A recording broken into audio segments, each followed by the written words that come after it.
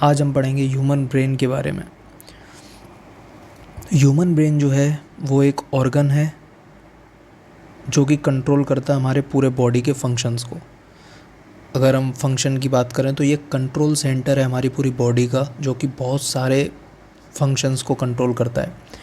Brain की वजह से हम सोच पाते हैं, ब्रेन की वजह से हम रीजनिंग कर पाते हैं, ब्रेन की ही वजह से हम कोई भी प्लान कर पाते हैं, किसी चीज़ को सोच पाते हैं, किसी चीज़ को समझ पाते हैं। मान लो अगर ये ब्रेन नहीं होगा हमारी बॉडी के अंदर तो हम ना तो सोच सकते हैं, ना हम समझ सकते हैं, ना हम किसी की बात को परसेप्शन कर सकते हैं, ना ही हम यहाँ तक कि देख सकते हैं, सुन सकते हैं, क्योंकि सारी की सारी नर्व्स, सारा का सारा नर्वस सिस्टम पूरा का पूरा जुड़ा हुआ है हमारे पूरे के पूरे बॉडी ऑर्गन्स से। उसके बाद अगर इसके शेप की बात करें तो ये वॉलनट शेप्ड होता है।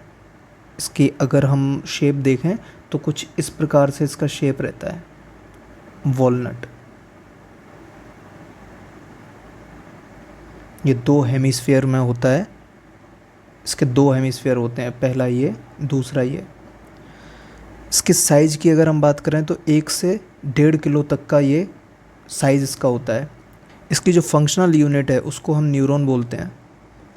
तो ये न्यूरॉन ही है जो परसेप्ट करता है, जो सेंस करता है बहुत सारी इन्फॉर्मेशंस को, और वो ब्रेन तक पहुंचाता है थ्रू द स्पाइनल कॉर्ड।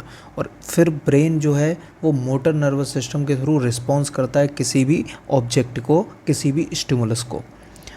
ठीक है, तो ये 2 पार्ट में डिवाइडेड होता है, पहला हो गया, दूसरा हो गया। उसके बाद ये जो पार्ट है, ये जो बीच का पार्ट है, इसको बोलते हैं कॉर्पस कैलोसम।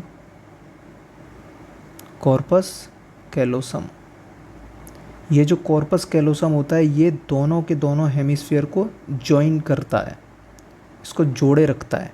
कॉर्पस कैलोसम का काम ये है। इसके बाद हम बात करते हैं, अगर ब्रेन को देखा जाए तो ब्रेन कुछ इस प्रकार का दिखता है। ओके, ब्रेन कुछ इस प्रकार का दिखता है और इसके बहुत सारे पार्ट्स होते हैं। अब धीरे धीरे करके हम पार्ट्स बाद में देखेंगे। सबसे पहले जो इस इमेज में हमें दिखता है हम उसको ड्रॉ करते हैं। सबसे पहला ये जो पार्ट है, ये पूरा जो पार्ट है, इस पूरे पार्ट को हम सेरिब्रम कहते हैं। ये जो पार्ट दिख रहा है इसको हम सेरिबेलम कहते हैं। एंड ये जो दिख रहा है ये स्पाइनल कॉर्ड। ओके, अभी हमें इस इमेज में जनरली यही 3 पार्ट दिख रहे हैं। ओके, अभी हम डिटेल में देखेंगे कि इसके क्या क्या पार्ट्स होते हैं, क्या क्या इसके फंक्शन होते हैं। तो सेरिब्रम जो है ये फर्दर डिवाइड होता है 4 पार्ट में, जो कि हम नीचे बात करेंगे। अभी हम देखते हैं मेनिंजेस। ब्रेन की जो लेयर होती हैं, मेनिंजेस किसको बोलते हैं? These are the layers of brain. की लेयर्स को हम मेनिंजेस कहते हैं। अब ये आपको डायग्राम दिख रहा होगा, ये ऊपर इसके पूरा का पूरा एक सेक्शन लिया गया है, एक सेक्शन को एक्सप्लेन करा गया है। तो ये जो आपको ये जो सबसे ऊपर वाला पोर्शन दिख रहा है इसको बोलते हैं स्कल। स्कल की ये बोन है। इसके बाद सबसे ऊपर जो लेयर आ रही है ये वाली, इसको बोलते हैं ड्यूरामीटर। ओके, इसको बोलते हैं ड्यूरामीटर। उसके बाद जो बीच की लेयर होती है इसको बोलते हैं आर्कनॉइड मीटर, और सबसे अंदर वाली लेयर को बोलते हैं पायामीटर। फिर उसके बाद ये ब्रेन का टिश्यू स्टार्ट हो जाता है। ओके, ये तीनों जो लेयर हैं, जो मेनिंजेस है, इसका काम होता है कि ब्रेन को प्रोटेक्ट करें। प्रोटेक्शन, इनका काम होता है कि ब्रेन को प्रोटेक्ट करें। अगर कोई भी एक्सटर्नल ट्रॉमा लगता है या स्टिमुलस होता है या कोई भी एक्सीडेंटल इंजरी होती है ब्रेन को, तो इनका काम सिर्फ ये होता है कि ये प्रोटेक्ट करके रखें, ब्रेन तक कोई भी चोट ना पहुँचे, कोई भी स्ट्रोक ना लगे, कोई भी क्लॉट ना बने। ओके, अब मेनिंजेस का काम हो गया, इनका समझ आ गया कि ये प्रोटेक्ट करते हैं। अब एक चीज़ समझो इस डायग्राम के अंदर, थोड़ा सा इसको मिटा देता हूँ मैं। इस डायग्राम के अंदर एक चीज़ समझते हैं, ये जो पार्ट दिख रहा है अपने को, ये ड्यूरामीटर और इसके बीचों बीच का, स्कल बोन के और ड्यूरामीटर के बीचों बीच का जो पार्ट है इसको बोलते हैं एपिड्यूरल स्पेस। और ड्यूरामीटर और आर्कनॉइड मीटर के बीच का जो पार्ट है जो ये वाला जो पोर्शन है इसको बोलते हैं सब ड्यूरल स्पेस। और आर्कनॉइड मैटर और पाया मैटर के जो बीच का पार्ट होता है, स्पेस जो होता है, खाली जगह जो होती है, उसको बोलते हैं सब आर्कनॉइड स्पेस। तो ये 3 स्पेस भी होते हैं।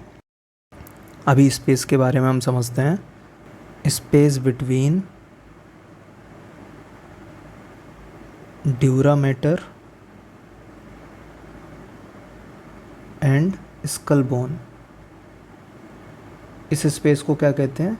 Extra dural space.